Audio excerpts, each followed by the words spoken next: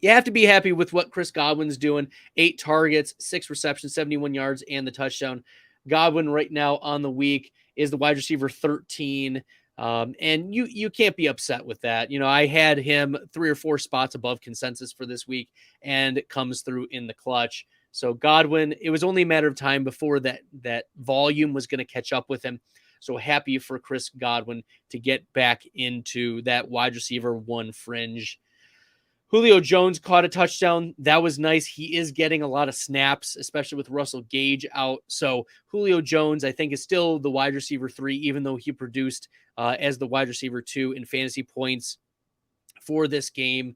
So, 3 for 53, 3 for 53, 5 targets. 5. That's still a 16% target share for Julio Jones. That's fine. That's fine with touchdown upside. Julio is at least a high-end flex consideration moving forward.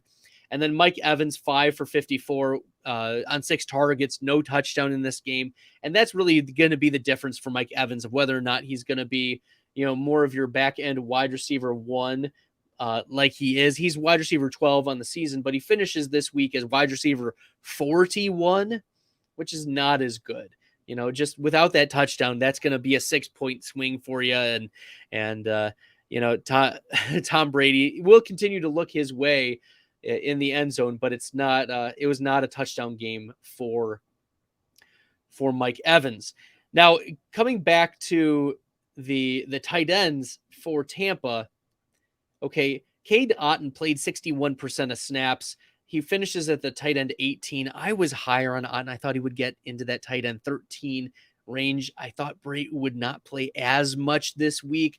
I knew he would be back. So, it was worth a shot for facing a defense that gives up the most fantasy points to tight ends in the NFL.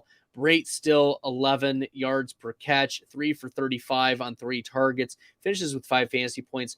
Obviously, a little disappointing, but Cameron Brate here played 45% of snaps, finishes the tight end 39, 1 catch, 8 yards, 2 targets. And, it's still Cade Otton. I would still play if you're forced into a Bucs tight end position. That's who I would go with. But that's,